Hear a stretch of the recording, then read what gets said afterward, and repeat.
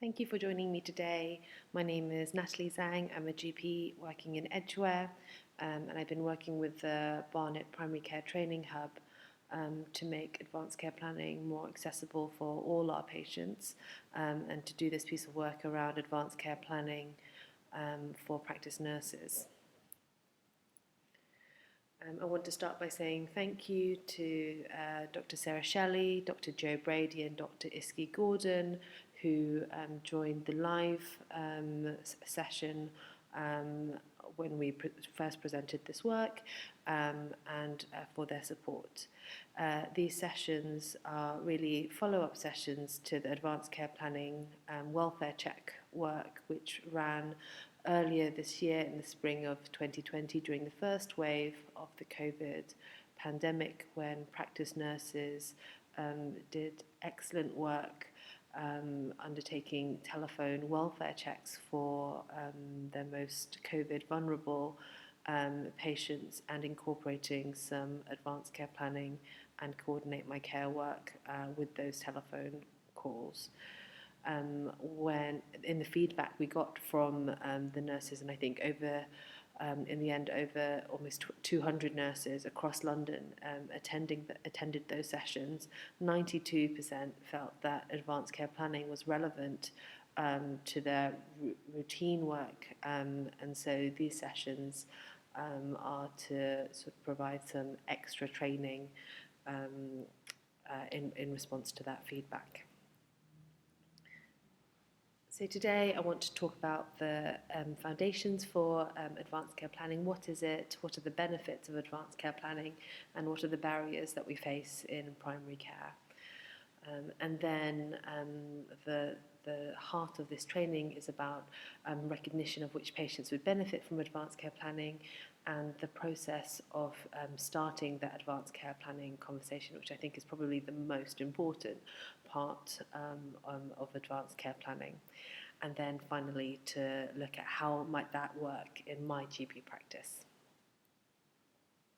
So what is advanced care planning? Now, this is the international consensus definition of advanced care planning, and it states that ACP is a process that supports adults at any age or stage of health in understanding and sharing their personal values, life goals and preferences regarding future medical care. The goal of advanced care planning is to help ensure that people receive medical care that's consistent with their values, goals and preferences during serious and chronic illness. I think it's really important to start with this definition, because we often think of advanced care planning as people at a certain stage of an illness, and we often think of it specifically in terms of cancer as well. And you can see here that advanced care planning is much wider than that, for adults at any age or stage of health. And the goal is really to find out their views on their future medical care. So the key principles of advanced care planning in more detail is that it has to be a voluntary process, and that ideally it's proactive. It is person-centred, so we want to find out what matters to that individual, and it's very much based on shared decision-making between the team looking after the patient and the patient themselves, and the people they want to involve in their care, their loved ones. It should be sensitive and timely and pitched at the level of understanding for that person, their loved ones and carers. And for advanced care planning to work, the plan needs to be written and shared, a written and shared record that can be reviewed and updated as necessary. The umbrella principle of advanced care planning is what is important to that individual, to that patient. So that includes what you would want to happen, which could take the form of an advanced statement, and equally what you would not want to happen, so formally an advance directive to refuse treatment, and that needs to be very specific, and we'll go into that in more detail in the next session. And then also, who would you like to speak on your behalf if you are unable to do so? Lasting power of attorney, and incorporates lots of information. So how would you like to be looked after? Where would you like to be looked after in the future? And in your final days, thoughts about resuscitation, who you would like to be told if you were to become unwell and need care or treatment, as well as spiritual or religious beliefs that you wish to be taken into account, practical matters, making a will, etc. There are many benefits to advanced care planning, and I'm going to go through them in terms of benefits for the patient, benefits for patient's family and loved ones, and then benefits for healthcare professionals. So for the patient, it increases the opportunity for them to receive care that's consistent with their beliefs, values, attitudes, and preferences. And in doing so, it enhances their sense of self-determination, of control and hope, this idea of living well and dying well. And it can enable deeper discussions and consideration of spiritual or existential issues, reflecting on meaning and priorities, and encourages resilience and realistic hope. This in the top right-hand corner is some statistics from Cancer Research UK, which found that 1% of people wish to die in hospital, but 37% of people with cancer currently do, and that's in a cohort of people who have more access to advanced care planning than, say, our patients with end-stage heart failure, for example. They also found that patients with an advanced care plan were over 6 times more likely to die at home, just to give you an indication of how much of a difference it makes in terms of patients' wishes being fulfilled at the end of life. Benefits to the family are that those families of people who have an advanced care plan experience less anxiety, depression, stress, and are more satisfied with care. And the process can enable resolution of relationships as well. For us as healthcare professionals, advanced proactive decision-making enables better planning of care, including provision of care. It reduces unwanted interventions and therefore reduces stress on a pressurized system. And even if us in primary care as GPs, as nurses, even if we don't complete a full advanced care plan, starting that conversation, starting the advanced care planning conversation can lay the foundations for further end-of-life care discussions in the acute setting if needed. So, given that there are so many benefits to advanced care planning, I wonder, why is it that we aren't better at providing more advanced care planning for our patients? What are the barriers to advanced care planning? Well, here are some of them. Not wanting to discuss death and dying because the topic feels taboo. That might be our perception as a healthcare professional. Or it may be how the family or the patient feel themselves. Similarly, there may be concerns about demoralizing patients or challenging their coping strategies, not wishing to upset patients or family, of course. I think people have misunderstanding or misconceptions about advanced care planning, that it might mean that the healthcare profession is giving up on a patient, which is just not the case, and we can explore that more later on. Additionally, uncertainty around prognosis sometimes makes it difficult to know when is the right time to initiate advanced care planning conversations. And again, we'll talk about that later. And it is ultimately, advanced care planning is a sensitive and emotive topic. So another barrier to us doing it is if we, as healthcare professionals, lack confidence in advanced care planning. Here are some of the various organisations that support advanced care planning and have resources for advanced care planning. So Macmillan, Marie Curie, the GSF Gold Standards Framework, NICE, and then in London, Coordinate My Care is the digital platform we're using to record advanced care planning conversations. Looking at Coordinate My Care in a little more detail, there are many questions within Coordinate My Care. You can really get an excellent amount of detail to let an out-of-hours service, acute urgent care service, know about the wishes and preferences of your patients.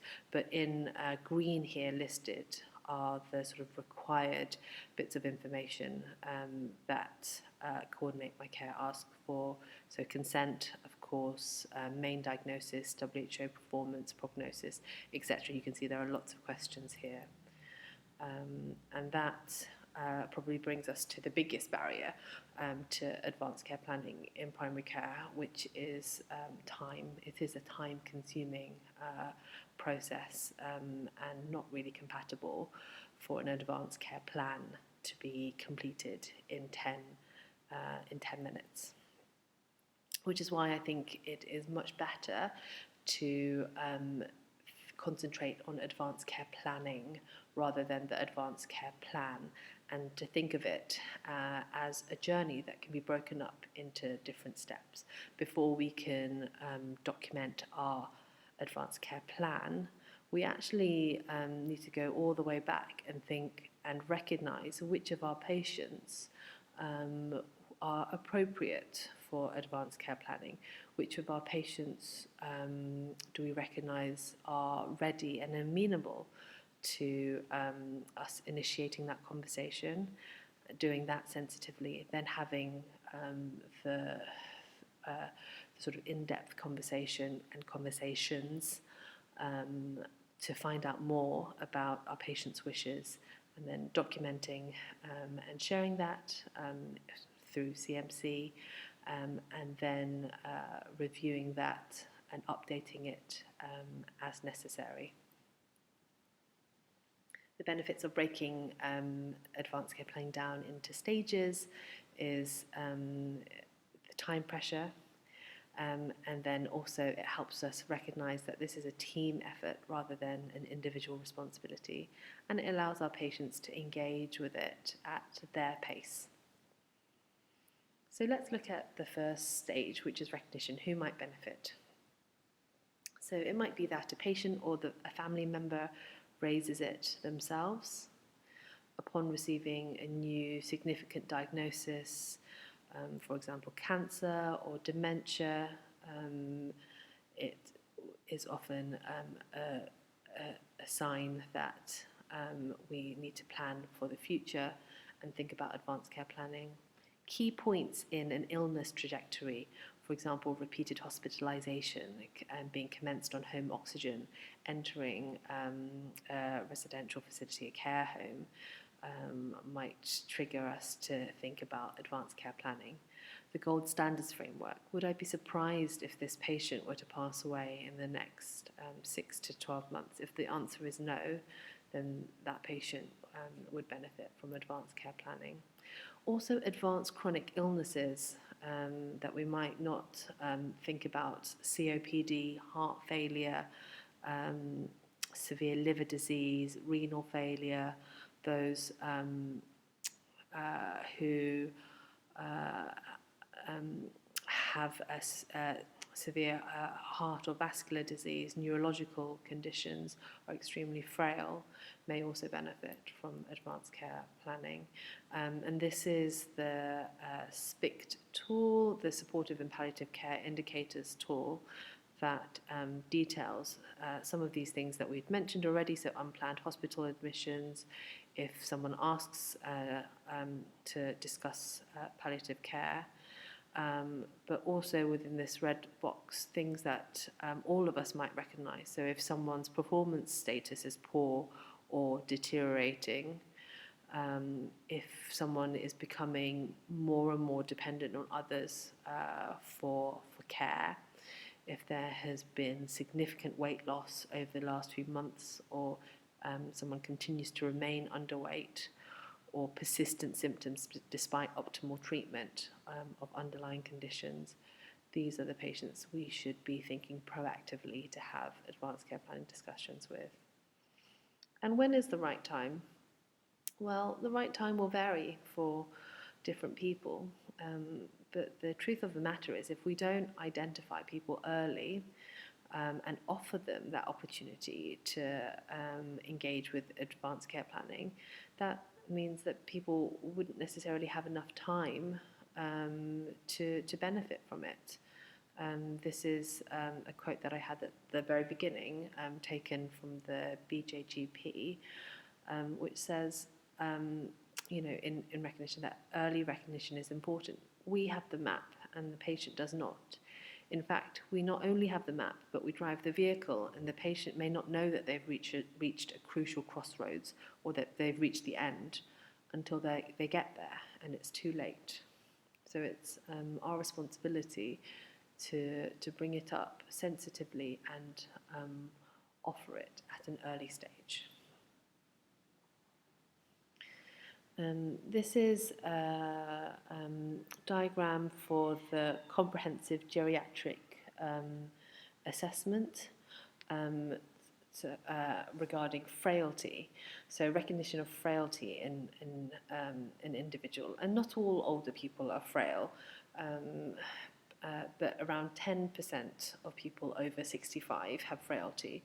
And that increases to between a quarter and a half of those over 85.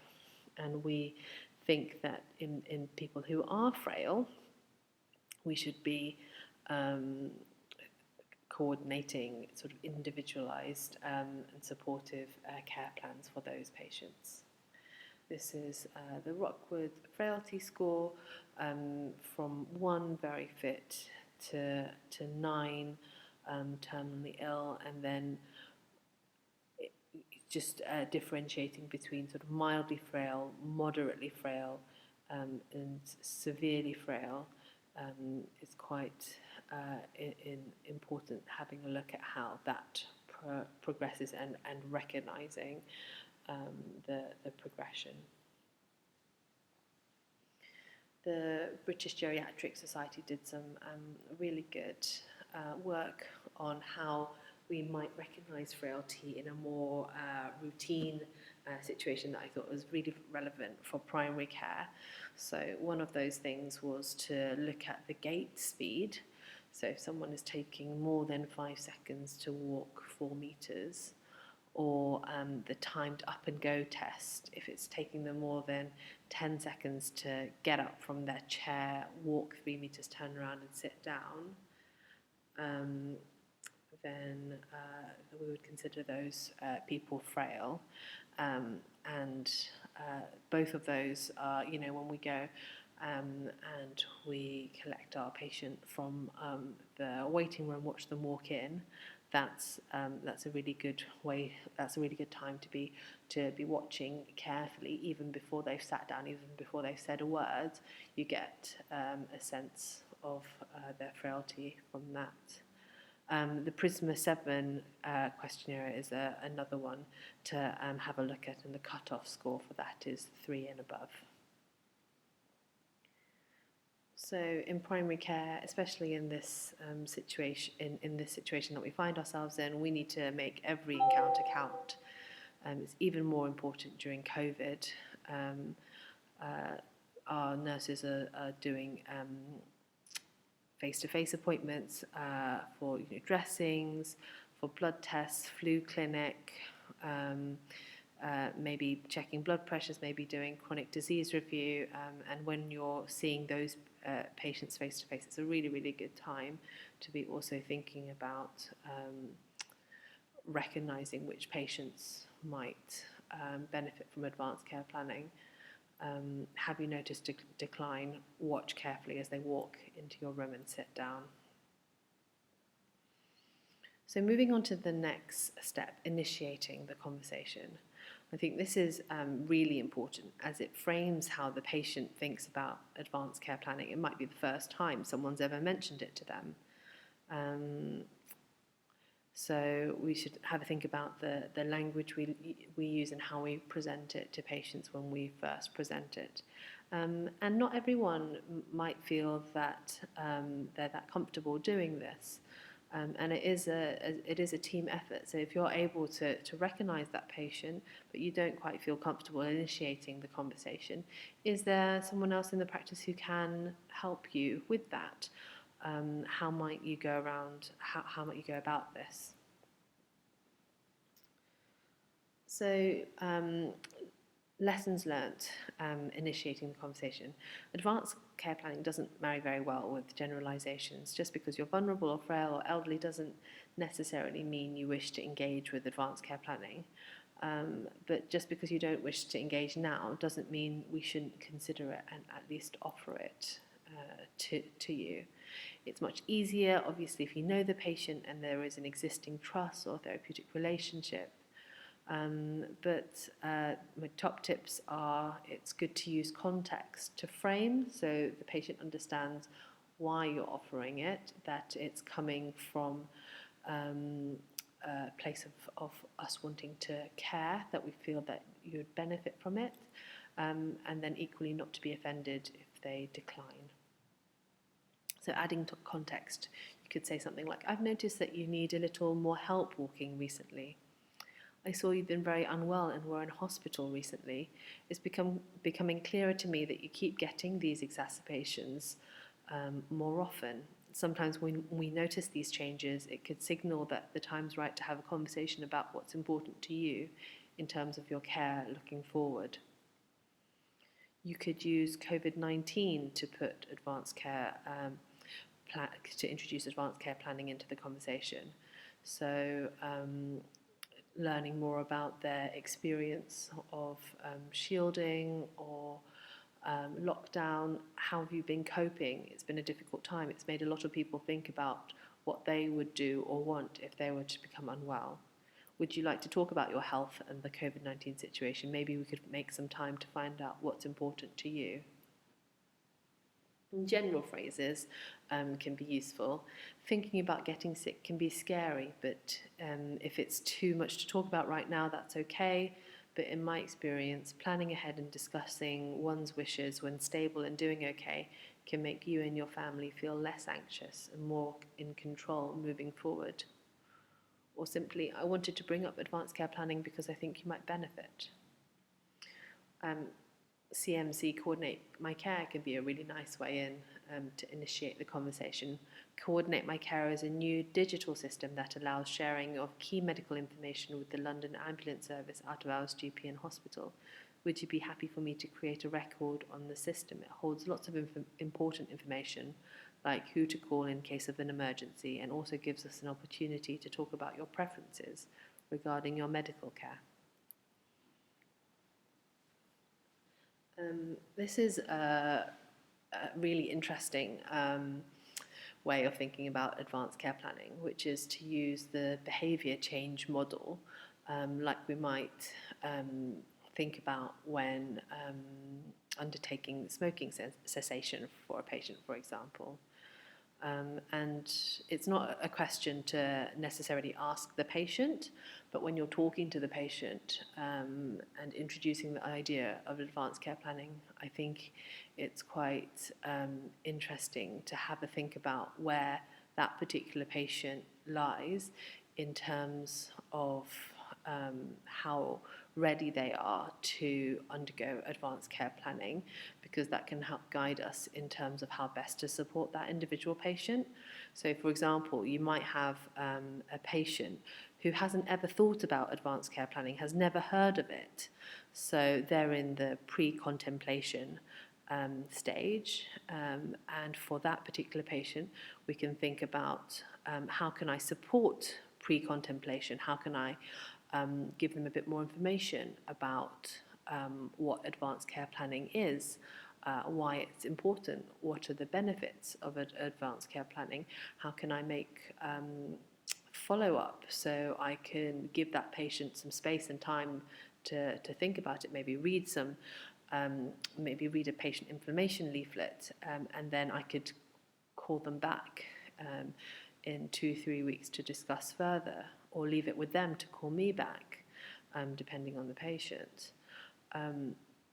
Or it might be a patient who has heard of advanced care planning, but they're not willing, for whatever reason, at that stage. They're not ready to go any further, and they're in pre-contemplation as well, but at a different stage of pre-contemplation. So what are the barriers for that patient?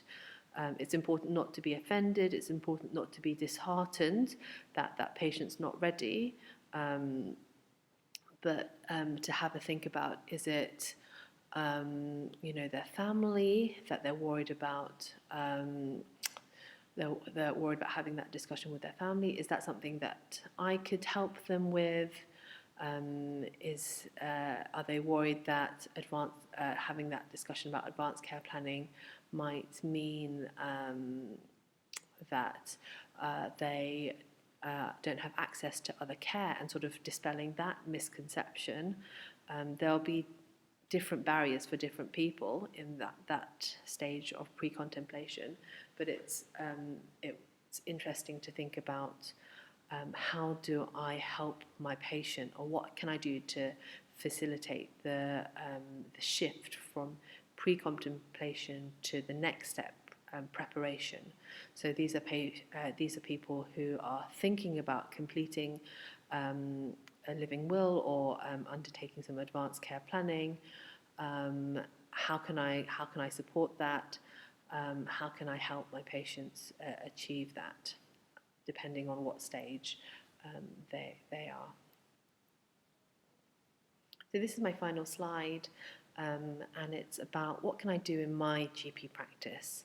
So this is very much work that is best done as a team.